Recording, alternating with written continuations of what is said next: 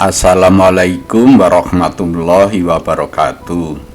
Sahabat sehat, selamat bertemu lagi dengan Rumah Akreditasi. Rumah Akreditasi adalah rumah tempat kita belajar, bertanya, dan berdiskusi masalah akreditasi.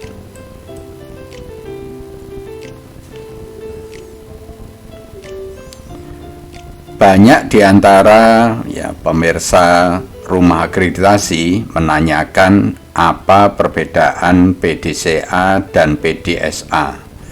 Memang ini adalah masalah yang mirip, tetapi sebetulnya ada perbedaannya. Makanya kali ini kita akan mengambil topik ini, yaitu membahas perbedaan antara PDCA dan PDCA ya. Agar Anda paham maka tonton video ini sampai selesai bersama Dr. Yanto, Surveyor FKTP Kementerian Kesehatan.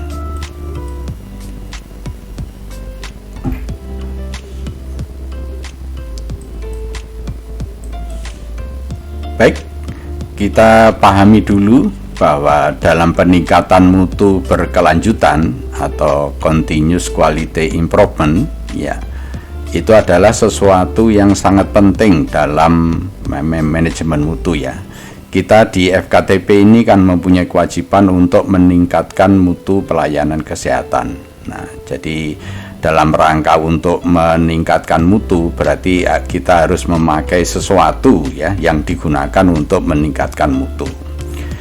Apa saja yang bisa digunakan untuk meningkatkan mutu? Nah, salah satunya adalah PDCA atau PDSA. Jadi PDCA atau PDSA ini itu dua metode yang berbeda, tetapi itu sangat sering dan penting untuk diterapkan dalam continuous quality improvement di FKTP. Atau lebih mudahnya begini, untuk meningkatkan mutu di FKTP kita perlu menggunakan tool. Nah, tool itu adalah PDCA dan PDSA ya.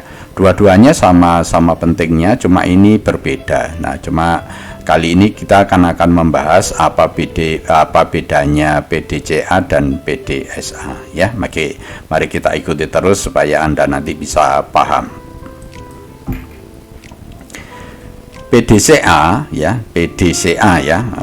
itu merupakan alat yang menekankan pada implementasi perubahan atau implementasi perbaikan dan kepatuhan. Jadi dua ini yang mau kita perlu garis bawahi ya. Jadi PDCA ini intinya itu untuk memperbaiki suatu kesalahan. Jadi kalau kita melaksanakan suatu kegiatan, kemudian kegiatan itu melenceng, itu perlu kita perbaiki. Memperbaikinya pakai siklus PDCA ini, atau suatu kepatuhan. Jadi kepatuhan ini berhubungan misalnya dengan pelaksanaan SOP, misalnya kebersihan tangan misalnya. Kalau ada petugas yang tidak patuh pada saat melaksanakan kebersihan tangan, nah berarti ini masalah kepatuhan, berarti itu kita menggunakan PDCA ya. Jadi sekali lagi PDCA ini merupakan alat yang dipergunakan untuk memperbaiki suatu kesalahan atau untuk memperbaiki suatu ketidakpatuhan. Itu inti dari PDCA ya. Kemudian kalau PDSA itu menekankan pada pembelajaran di dalam peningkatan mutu kita bisa melakukan uji coba ya. Nah, uji coba itu bisa berhasil, bisa tidak berhasil. Nah, kita itu akan belajar dari situ. Kalau dilakukan ini hasilnya begini, kalau dihasilkan yang begini lagi hasilnya begini lagi. Nah, itu kita pelajari terus ya. Kita belajar dari situ, belajar dari pengalaman ya. Makanya kalau belajar dari pengalaman proses ini nanti berlakunya panjang ya, waktu-waktu yang panjang. Jadi ini lebih kepada untuk peningkatan perbaikan, jadi learning dan improvement ya. Jadi saya tekankan lagi kalau PDCA itu untuk memperbaiki sesuatu dan untuk memperbaiki suatu ketidakpatuhan, tetapi kalau PDSA itu lebih menekankan pada pembelajaran ya, untuk uji coba terhadap sesuatu untuk meningkatkan mutu. Jadi sebagai contoh yang sederhana, kalau misalnya di Posyandu gitu ya, di Posyandu itu cakupannya menurun ya, kita mencari sesuatu ya yang bisa meningkatkan kunjungan Posyandu itu menurun, misalnya dilakukan demo masak misalnya. Jadi sebelum Posyandu dilakukan demo masak, kita uji coba aja. Kalau dilakukan demo masak atau ada tambahan demo masak untuk ibu-ibu, apakah ibu-ibu lebih banyak yang datang? Nah, kita lihat itu nanti ya, hasilnya ya lebih baik atau tidak. Nah, itu kita belajar dari situ. Kalau itu tidak berhasil, kita nyoba lagi, misalnya diadakan apa lagi gitu, apakah diadakan arisan atau apa dan seterusnya. Kita lebih banyak belajar. Jadi belajar untuk meningkatkan gimana caranya supaya kunjungan di Posyandu itu menjadi meningkat. Kira-kira seperti itu contoh-contoh sederhananya ya gitu ya. Nah, untuk lebih pahamnya lagi, Anda ikuti lagi terus ya, supaya Anda bisa lebih paham lagi. Nah, jadi sekali lagi, cek itu ya, PDCA itu C-nya kan cek ya. Jadi cek itu monitoring, itu lebih menekankan pada upaya perbaikan, sedangkan pada PDSA ya, S itu study, itu menekankan meneliti ya, meneliti keberhasilan perusahaan. Jadi di sini saya tekankan ada kata meneliti. Jadi untuk perusahaan-perusahaan yang besar, kalau menggunakan PDSA ini sampai mengadakan suatu penelitian gitu ya. Ya, jadi supaya berhasil. Banyak perusahaan-perusahaan yang besar sekarang yang sukses tetap menggunakan tool ini ya, tapi dia itu sampai melakukan suatu penelitian. Nah, apakah di Puskesmas perlu? Ya bisa aja kalau mengadakan penelitian, ya penelitian yang sederhana gitu ya. Kalau penelitian sederhana dilakukan di Puskesmas kan juga tetap masih bisa ya.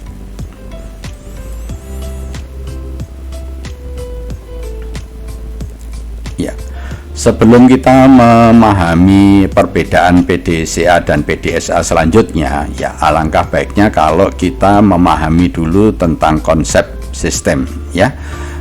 Konsep ini perlu dipahami untuk bisa memahami tentang perbedaan PDCA dan PDSA ya. Jadi yang namanya sistem itu adalah suatu unit ya, suatu unit ya, ini seperti ini ada di dalam kotak ini, namanya suatu unit ya, yang terdiri dari komponen-komponen. Nah, komponennya itu ada input namanya, ada proses dan ada output ya.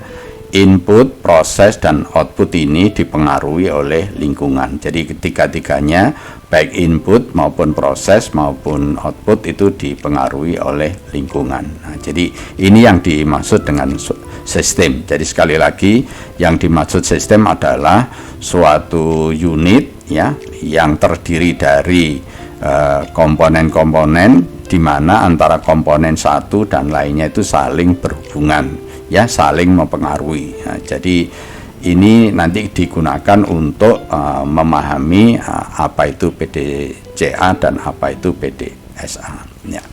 Kita pahami lebih lanjut tentang sistem ini. Jadi input ya, input itu isinya ya man ya, money ya, methods, material, dan market. Ini input. Jadi kalau bicara tenaga ya, terus anggaran ya, cara yang digunakan yaitu bahan-bahan yang digunakan ya, masyarakat, itu adalah input ya. Nah, input ini kemudian diproses ya, kemudian menjadi output, menjadi hasil ya. Nah, proses itu apa ya? Proses itu manajemen ya. Jadi proses itu manajemen. Jadi kalau kita melakukan sesuatu ya, itu perlu diproses. Nah, proses itu namanya manajemen. Nah, manajemen itu ya POAC ya, planning ya, organizing, actuating, dan controlling ya. Atau kalau di Puskesmas itu biasa disebut P1, P2, dan P3. Jadi input ini diproses dengan melakukan P1 ya, planning, kemudian P2 pelaksanaan dan penyelenggaraan, dan P3 ya, pengawasan dan penilaian ya. Itu akan menjadi output. Nah, output itu apa? Output itu hasil ya, bisa produk ya kalau suatu perusahaan. Kalau kita di Puskesmas bisa namanya cakupan atau bisa namanya kunjungan. Nah ini ya. Jadi makanya kita tahu kalau ditanya tentang output, jawabannya ini ya, bisa hasil, bisa produk, bisa cakupan, dan bisa kunjungan. Oke, kita pahami lebih lanjut ya. Oke, yang kita garis merah ini, nah ya, output itu adalah masalah ya, ini penting. Jadi kalau ditanya tentang masalah, itu jawabannya harus di output.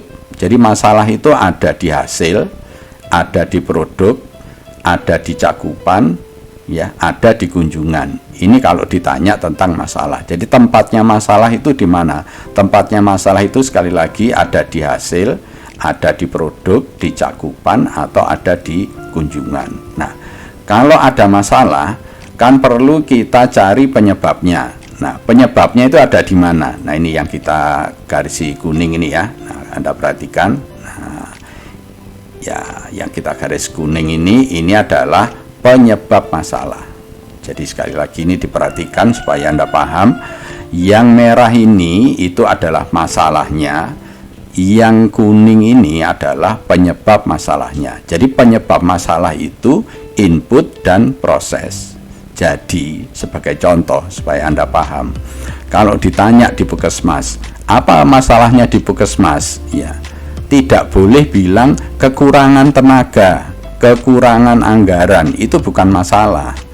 Ya, nah, kalau bukan masalah itu apa? Itu penyebab masalah. Jadi kalau kekurangan orang, tenaga, kekurangan anggaran, itu adalah penyebab masalah, bukan masalah.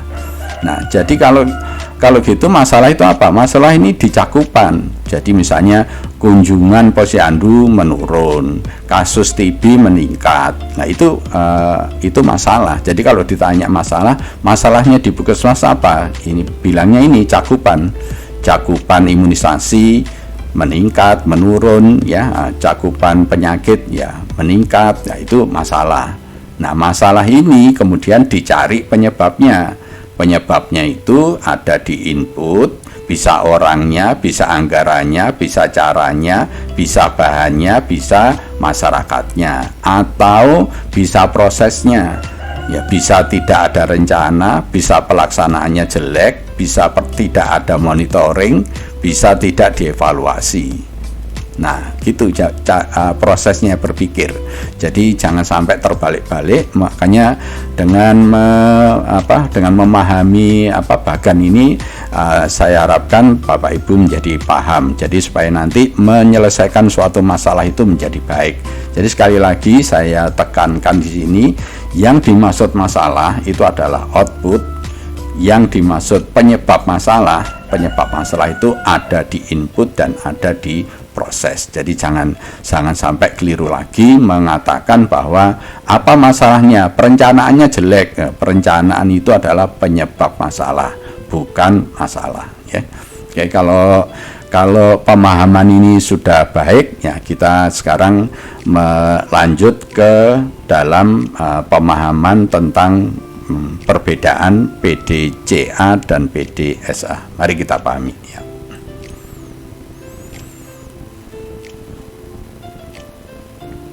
Ya, ini konsepnya PDCA. Jadi PDCA itu awalnya itu di manufaktur ya. Manufaktur itu suatu perusahaan pembuatan mobil, pembuatan ya alat-alat ya elektronik ya apapun. Itu sampai sekarang masih banyak perusahaan yang menggunakan konsep ini. Jadi konsep ini misalnya pembuatan mobil gitu ya. Ya misalnya itu contoh dulu.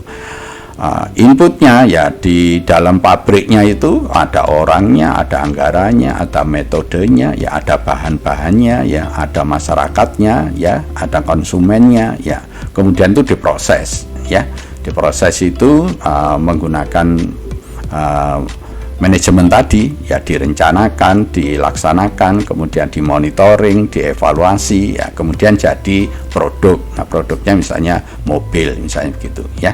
Nah, kemudian setelah mobil itu dipasarkan, ya, nah, kemudian ada komplain. Nah, begitu ada komplain, mobilnya jelek, mobilnya tidak enak, gitu ya. Nah, komplain itu ya ini akan jadi masalah. Komplain itu artinya masalah, ya. Ada komplain berarti ada masalah. Nah, kalau ada masalah, ya berarti masalah ini perlu diselesaikan. Nah, menyelesaikannya gimana? Di sini kita menggunakan tool ini yang namanya PDCA. Jadi sekali lagi kita ulangi, tadi kan ada suatu pabrik yang memproses kemudian jadi mobil, tapi mobil itu banyak keluhan. Nah, kalau ada keluhan berarti dia ada masalah. Nah, masalah itu kita selesaikan di proses ini, ya, di proses ini yang namanya PDCA. Ya. Sekarang apakah konsep ini bisa digunakan untuk jasa? Bisa. Ya, kita di pelayanan FKTP, di puskesmas, di klinik, ya, di UDD itu adalah jasa. Nah, jasa sama aja. Katakanlah di puskesmas itu ada orangnya, ada anggarannya, ada metodenya, ya, ada peralatannya, ya, ada masyarakatnya, kemudian diproses, ya, kemudian diproses dengan manajemen tadi P1, P2 dan P3, kemudian menjadi output. Nah, outputnya itu bisa cakupan, bisa kunjungan. Nah, atau bisa ada keluhan-keluhan atau protes dari masyarakat. Jadi sama aja. Jadi kalau ada keluhan dari masyarakat, ya maka itu masalah. Kalau cakupannya rendah, itu juga masalah. Kalau kunjungannya rendah, itu juga masalah. Nah, kalau ada masalah bagaimana? Itu diselesaikan dengan tool yang namanya PDCA. Gitu. Nah, jadi kalau ada masalah itu sekali lagi diselesaikan dengan yang namanya PDCA. Jadi masalah tadi itu kemudian dicari penyebabnya dulu. Nah, setelah penyebabnya diketahui, ya, kemudian dibuat rencana tindak lanjut, terus kita laksanakan di sini, ya. Jadi kita perbaiki kesalahan yang ada di sini tadi, kita perbaiki dengan proses yang namanya PDCA. Ya, kemudian kita lihat lagi hasilnya. Kalau sudah baik, ya itu menjadi standar kita. Kalau belum baik, ya dicari lagi, ya kembali lagi ke sini, dicari masalahnya lagi, dicari penyebabnya lagi, dimonitoring lagi, kemudian dikerjakan lagi, kita lihat lagi, ya.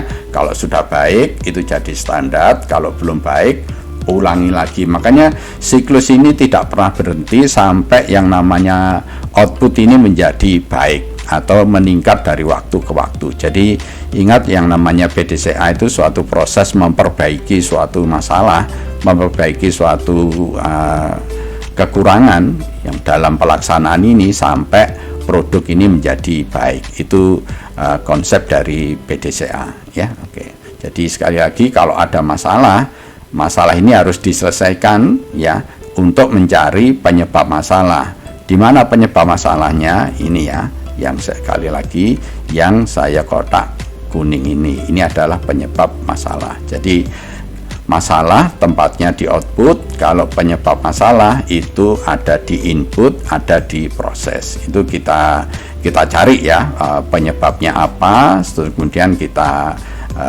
laksanakan di PDCA ini, terus kita lihat hasilnya. Kalau jelek lagi, ulangi lagi, jelek lagi, ulangi lagi, terus saja. Jadi ini merupakan siklus yang tidak pernah berhenti, ya.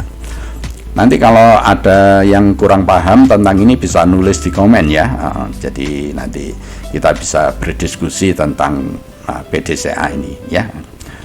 Sekarang kita yang berikutnya. Ya, berikutnya adalah PDSA.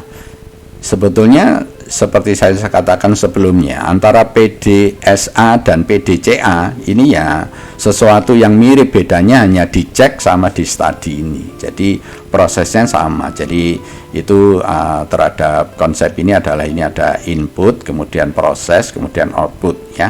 Kalau di output ini ada masalah, misalnya ada komplain atau produknya itu tidak baik atau cakupannya menurun, kunjungannya menurun, berarti di sini ada masalah ya. Jadi ini kita kotak. Nah, ini namanya masalah. Berarti kalau ada masalah di sini. Kalau ada masalah di sini, masalah ini kita selesaikan dengan proses yang namanya PDSA ya, PDSA. Jadi sebetulnya persamaannya kalau PDCA dan PDSA ini sama-sama menyelesaikan masalah yang ada di output ini ya. Cuma perbedaannya kalau di PDCA tadi kan hanya memperbaiki kesalahan aja, memperbaiki ketidakpatuhan, tetapi kalau di proses PDSA ini ada pembelajaran. Jadi kita walaupun sebelumnya tidak masalahin dalam arti hasilnya belum sempurna, tapi target itu sudah terpenuhi, tapi ingin meningkatkan target, nah kita perlu mengadakan uji coba yang seperti tadi saya bilang, misalnya kalau kunjungan di kelas ibu hamil kok rendah ya, kenapa ibu-ibu kok tidak mau datang, nah kita mau mengadakan uji coba, misalnya kita uji coba tadi kita adakan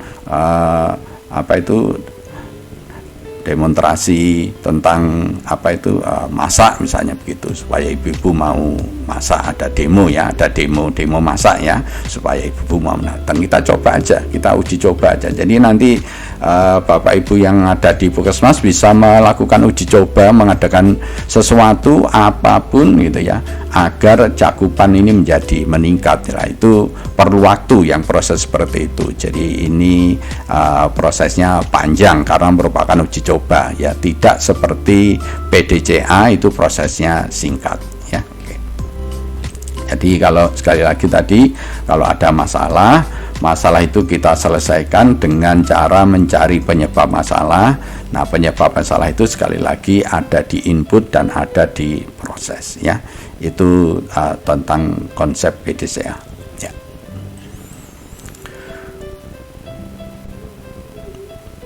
Baik, yang sudah kita gambarkan di bagan tadi, sekarang kita buat ringkasannya ya.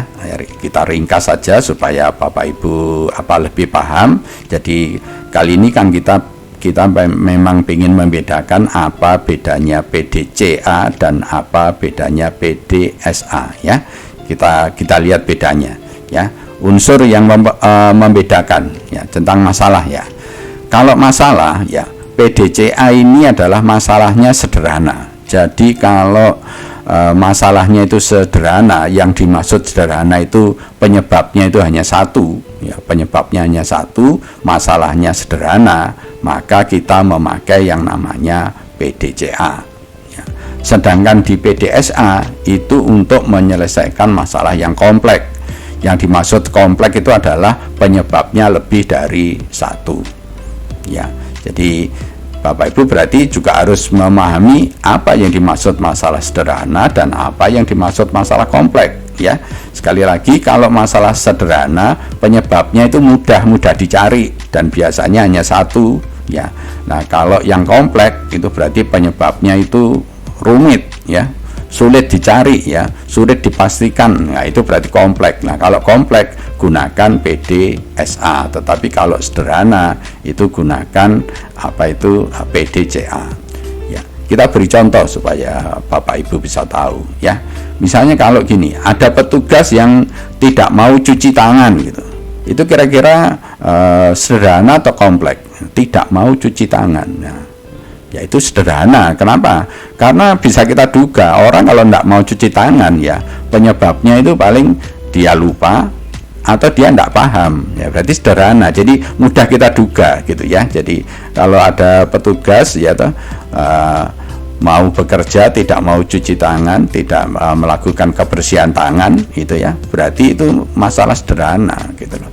Tetapi kalau misalnya masalahnya itu misalnya gitu, cakupan K1 ya menurun gitu. Nah, kalau cakupan K1 menurun, masalahnya itu kompleks ya.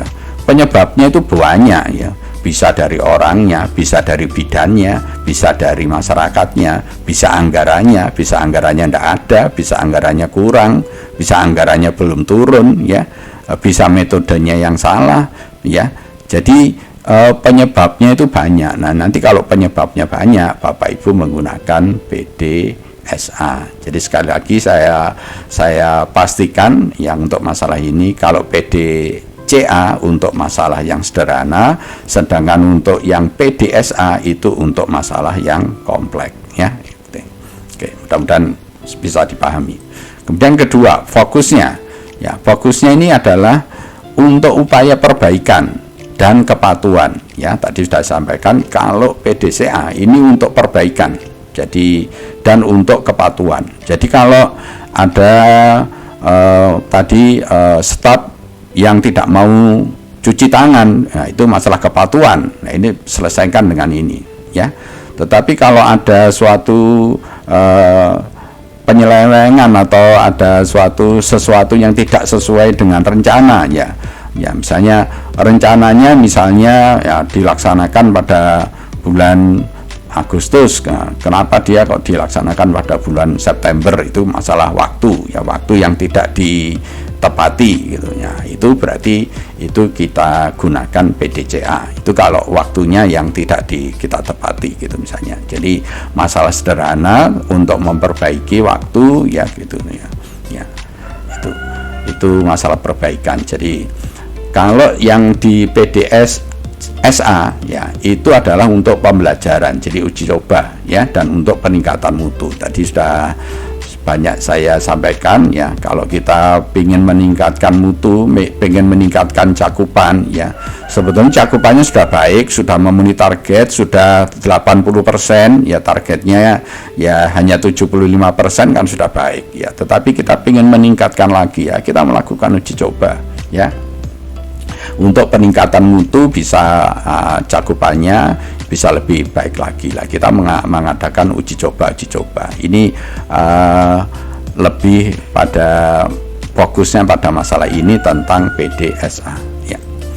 Kemudian berikutnya tentang periode waktunya. Kalau PDCA ya itu waktunya singkat ya. Dilaksanakan kurang dari 1 bulan. Jadi untuk menyelesaikan ketidakpatuhan dan untuk menyelesaikan ketidaktepatan di perencanaan itu dikerjakan atau diselesaikan dalam waktu yang singkat ya. Tetapi kalau untuk PDSA itu perlu waktu yang lama ya, karena melakukan uji coba itu perlu waktu yang lama. Apalagi kalau kita mau melakukan penelitian itu juga lebih lama lagi. Nah, jadi waktunya itu bisa 6 bulan, bisa lebih ya, tergantung dari yang saya katakan tadi ya. Hanya uji coba atau penelitian. Kalau penelitian bisa lama. Makanya kalau di perusahaan-perusahaan yang besar ya, namanya kalau melakukan penelitian ya bisa berjalan lebih dari 6 bulan. Nah, nanti Puskesmas bagaimana caranya ya, itu nanti itu dimodifikasi supaya yang penting Bapak Ibu mengerti dulu, dan nanti dicari yang paling sederhana yang bisa kita lakukan ya. Nah, kemudian sekarang langkah-langkahnya ya. Nah, ini perbedaan langkahnya ya. Kalau PDCA cara menyelesaikannya gimana? Nah, kalau PDCA itu awalnya diidentifikasi masalahnya. Kan cek ini berarti dimonitoring, kemudian ditemukan masalah ya. Kalau ada masalah kemudian dianalisa itu dicari penyebabnya. Nah, penyebabnya ya Anda bisa menggunakan Fishbone ya, untuk mencari penyebabnya, itu namanya dianalisa. Kalau sudah ketemu penyebabnya kemudian dibuat rencana tindak lanjut ya. Nah, jadi setelah ketemu penyebabnya dibuat rencana tindak lanjut ya, kemudian rencana itu kita kerjakan, jadi mengerjakan rencana tindak lanjut ya, kemudian dilakukan monitoring lagi, kemudian kalau ada masalah ditindaklanjuti lagi gitu ya. Nah, ini proses dari PDCA. Tentang proses ini sudah ada videonya. Jadi silakan Anda melihat di video tentang implementasi PDCA ya, silakan ditonton ya, tentang pelaksanaan ini, urut-urutannya, contoh-contohnya itu ada ya. Kemudian berikutnya tentang PDSA. Kalau PDSA juga sama, dimulai dengan identifikasi masalah. Jadi kalau ada masalah itu kita identifikasi ya. Cuma bedanya kalau di sini masalahnya itu satu, kalau di sini masalahnya banyak gitu ya. Jadi bedanya ini sama ini kalau masalah di sini satu, di sini banyak. Nah, kalau ada masalah yang banyak ya berarti masalah itu kita cari penyebabnya ya, penyebabnya itu kita cari katakanlah dengan fishbone diagram. Boleh juga menggunakan pohon masalah, silahkan ya, ini pilihan aja. Tapi yang sering digunakan adalah menggunakan fishbone diagram. Kemudian kalau sudah ketemu penyebab masalah ya, penyebab masalahnya kan banyak ya, di sini kan kompleks. Nah, berarti penyebab masalah tadi perlu diprioritaskan ya. Nah, gimana cara memprioritaskan ya, menggunakan USG ya. Jadi ini nanti perlu banyak belajar tentang ini ya. Jadi masalah yang banyak tadi perlu diprioritaskan karena kita harus memilih prioritas apa yang paling dominan yang nanti kita gunakan untuk uji cobanya ya. Setelah itu, setelah dibuat prioritas dan ketemu masalah penyebab masalah yang utama, kemudian kita buat rencana tindak lanjut. Nah, yang rencana tindak lanjut ini mau yang kita gunakan untuk uji coba, atau kalau di penelitian berarti ini kita sudah membuat suatu hipotesa ya. Hipotesanya apa yang untuk membuat rencana tindak lanjut ini ya. Kemudian berikutnya kita lakukan uji cobanya ya, atau penelitiannya itu kita kerjakan ya. Ya, kalau yang sederhana kita lakukan uji coba, jadi rencana tindak lanjut ini kita kerjakan atau kita uji coba ya gitu. Nah, kemudian kita simpulkan hasilnya setelah diuji cobakan, kemudian ya direkap, ya diolah, kemudian nanti disimpulkan hasilnya, dan yang ketujuh itu kemudian ditindaklanjuti. Nah, jadi untuk PDSA ini memang agak rumit ya. Nah, tapi walaupun begitu, tetap kita bisa membuat yang sesuatu yang sederhana. Nah, untuk bisa memahami ini lebih lanjut, mungkin perlu dikasih contoh ya. Nanti untuk contohnya ya silahkan ditonton di video yang lain ya, tidak di sini. Kalau di sini terlalu panjang ini. Untuk contoh ini kita tidak berikan di video ini ya. Silakan Anda untuk melihat di video yang lain. Nanti di videonya itu judulnya implementasi PDSA. Kalau yang ini tadi implementasi PDCA ya. Silakan ditonton supaya nanti dengan melihat contoh-contohnya ini supaya menjadi lebih paham lagi ya.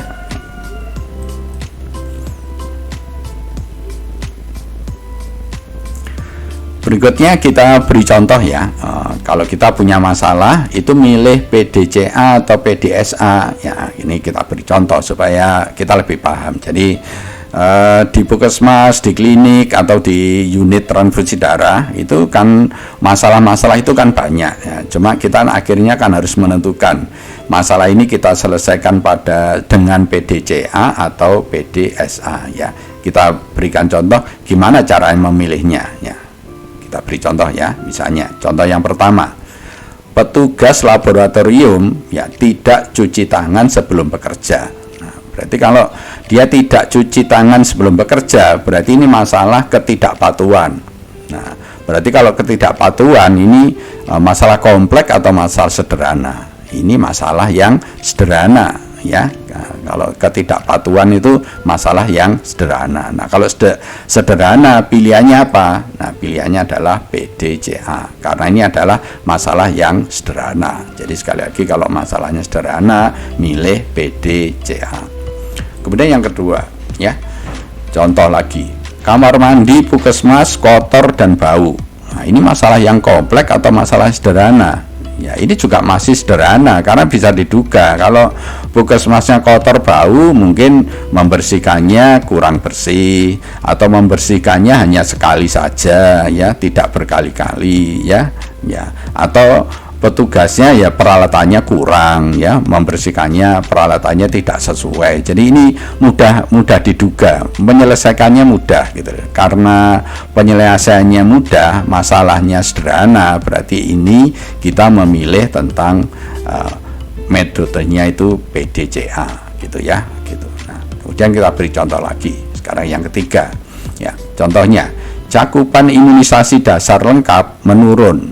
Nah, kalau kita bicara cakupan imunisasi dasar yang menurun, ya, ini penyebabnya sederhana atau kompleks? Ini kompleks. Kenapa? Karena penyebabnya itu banyak, ya. Kok bisa banyak? Loh, bisa.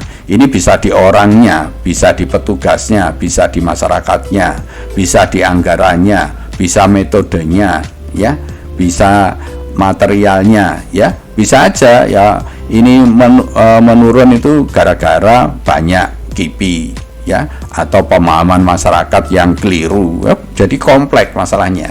Jadi kalau membicarakan cakupan imunisasi dasar lengkap yang menurun, ini masalah yang kompleks. Artinya kompleks itu penyebabnya banyak, lebih dari satu. Berarti untuk menyelesaikan masalah ini perlu dilakukan PDSA, ya, menggunakan PDSA, bukan menggunakan PDCA, ya. Kemudian yang keempat contohnya adalah penemuan kasus baru TB meningkat. Nah, ini sederhana atau kompleks? Ini juga masalah yang kompleks, ya. Kita kalau bilang kasus TB yang meningkat, penyebabnya apa? Oh, banyak penyebabnya. Jadi kemungkinan penyebab itu masih banyak, ya. Jadi bisa aja penderitanya itu tidak mau minum obat, ya. Bisa aja pengetahuan masyarakatnya yang berkurang. Bisa aja petugasnya itu petugas labnya misalnya dalam menemukan kasusnya itu kurang baik, ya, kurang kompeten, ya.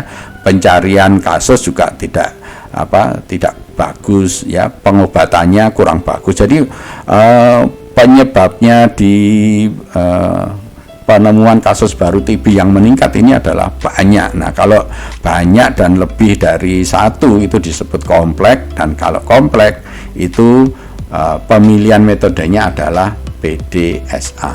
Nah, dengan 4 contoh ini saya harapkan Bapak Ibu sudah paham, ya, bagaimana cara memilihnya, kapan digunakan PDCA, kapan digunakan PDSA, itu tergantung dari masalahnya aja. Kalau masalahnya sederhana digunakan PDCA, tetapi kalau masalahnya kompleks digunakan PDSA, ya. Nanti kalau masih kurang paham, ya silahkan ditulis di komen, ya. Nanti kita diskusi bersama. Kita belajar bersama dalam rangka untuk bersama-sama meningkatkan mutu pelayanan di FKTP, ya.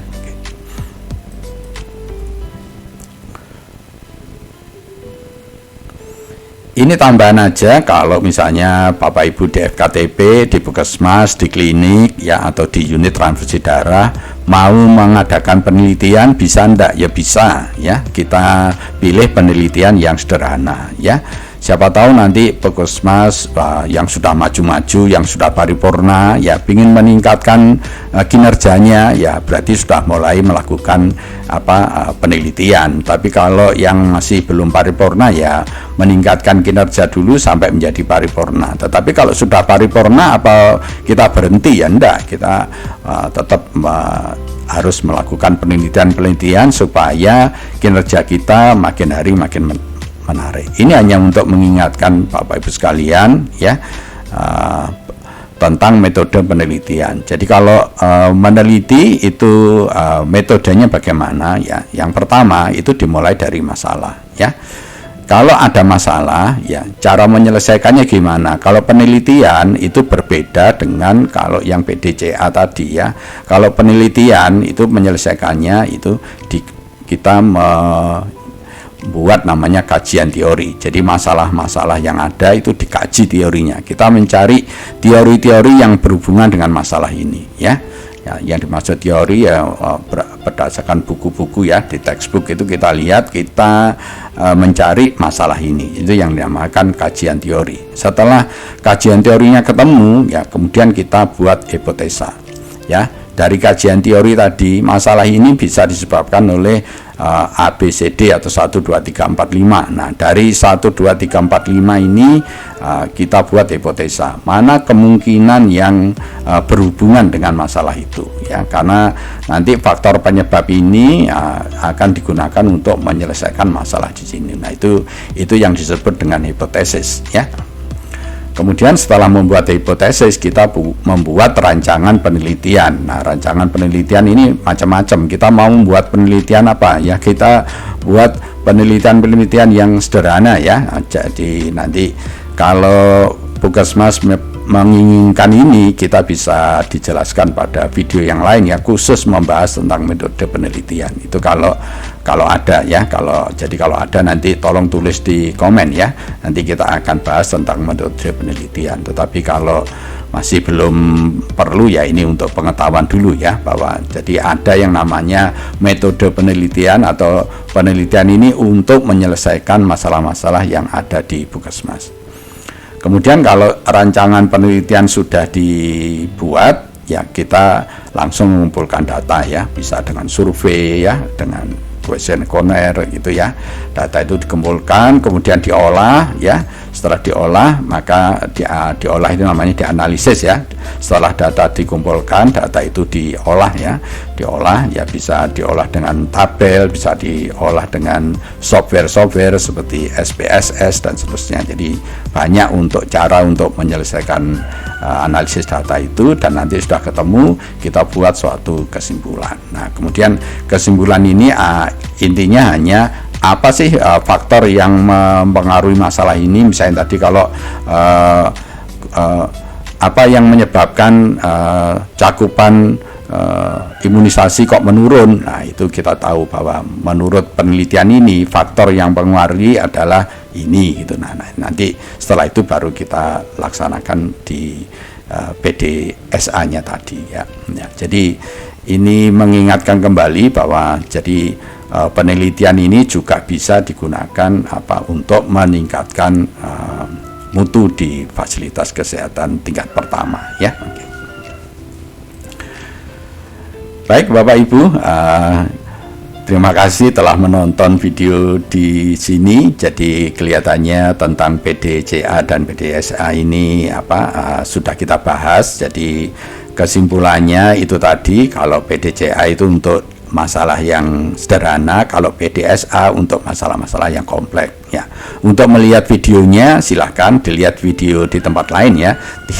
Kalau dilanjutkan di sini nanti terlalu panjang. Jadi ada yang namanya implementasi PDCA dan ada implementasi PDSA. Silahkan ditonton videonya supaya ini bisa Bapak Ibu bisa paham. Dan sekali lagi, kalau kurang paham silahkan ditulis di komen, nanti kita berdiskusi, ya. Demikian yang bisa sampaikan, ya. Terima kasih atas perhatiannya, ya, dan mohon maaf atas lebih dan kurangnya. Jangan lupa, ya, tolong dibantu subscribe, ya. Dan ini supaya kita mempunyai semangat untuk membuat video-video yang baru, ya. Kita akhiri, ya. Wassalamualaikum warahmatullahi wabarakatuh.